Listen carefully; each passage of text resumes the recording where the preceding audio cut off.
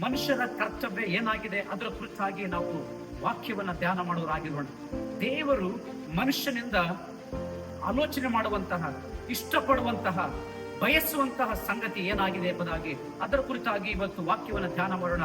ಇವತ್ತು ದೇವರು ನಮ್ಮ ಕುರಿತಾಗಿ ಅನೇಕ ಆಲೋಚನೆ ಮಾಡಿದವನಾಗಿದ್ದಾನೆ. ಆದ್ರೆ ನಾವು ದೇವರ ಕುರಿತಾಗಿ ಏನು ಆಲೋಚನೆ ಮಾಡ್ತಾ ಇದ್ದೇವೆ? ನಾವು ನಿಜವಾಗ್ಲೂ ದೇವರ ಮಾತನ್ನ ಕೇಳ್ತಾ ಇದ್ದೀವ? ದೇವರ ವಾಕ್ಯದ ಪ್ರಕಾರ ನಡ್ಕೊಳ್ತಾ ಇದ್ದೀವ? ನಮ್ಮ ಕರ್ತವ್ಯ ನಾವು ಮಾಡ್ತಾ ಇದ್ದೀವ?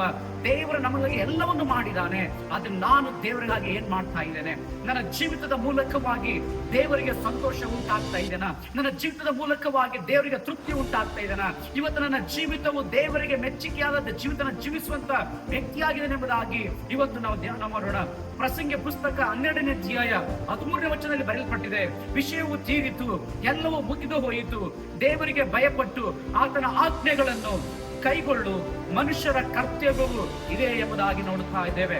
ಸೊ ಇವತ್ತು ದೇವರ ಮನುಷ್ಯರಿಂದ ಬಯಸುವಂತಹ, ಮನುಷ್ಯರಿಂದ ನಿರೀಕ್ಷೆ ಮಾಡುವಂತಹ ಸಂಗತಿ ಏನಂತಂದ್ರೆ, ನಾವು ಆತನಿಗೆ ಭಯಪಟ್ಟು ಆತನ ಆಜ್ಞೆಗಳನ್ನು ಕೈಗೊಂಡು ನಡೆದು ಆತನಿಗೋಸ್ಕರನೇ ಭಯಭಕ್ತಿ ಉಳ್ಳವರಾಗಿ ಜೀವಿಸಬೇಕೆಂಬುದಾಗಿ ದೇವರು ನನ್ನಿಂದ ಮತ್ತು ನಿನ್ನ ಬಯಸುವವನಾಗಿದ್ದಾನೆ.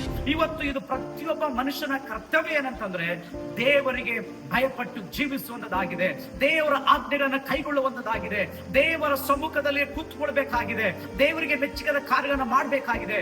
ಪ್ರಿಯ ಸಹೋದರ ಸಹೋದರಿ, ಇವತ್ತು ನೀನು ದೇವರಿಗಾಗಿ ನಿನ್ನ ಜೀವಿತ ಜೀವಿಸ್ತಾ ಇದೆಯೋ? ಇವತ್ತು ನಿನ್ನ ಜೀವಿತವು ದೇವರಿಗೆ ಮೆಚ್ಚುಗೆ ಆಗಿದೆಯೋ? ಇವತ್ತು ನೀನು ಮಾಡುವಂತ ಒಂದೊಂದು ಕಾರ್ಯಗಳು, ನೀನು ಮಾಡುವಂತ ಒಂದೊಂದು ಆಲೋಚನೆಗಳು, ನೀನು ತೆಗೆದುಕೊಂಡ ಒಂದೊಂದು ತೀರ್ಮಾನಗಳು ಇವತ್ತು ದೇವರಿಗೆ ಮೆಚ್ಚುಗೆ ಆಗಿದೆಯಾ? ಇದು ಮನುಷ್ಯರಿಂದ ಈಗ ನೀನು ಆಲೋಚನೆ ತೆಗೆದುಕೊಳ್ತಿದೆಯೋ ಅಥವಾ ದೇವರಿಂದ ಆಲೋಚನೆ ತೆಗೆದುಕೊಳ್ತಾ ಇದೆಯೋ? ಇವತ್ತು ನಾನು ನನ್ನ ಜೀವಿತದ ಮೂಲಕವಾಗಿ ದೇವರಿಗೆ ಮೆಚ್ಚುಗೆ ಪಡಿಸ್ತಾ ಇದ್ದೇನಾ?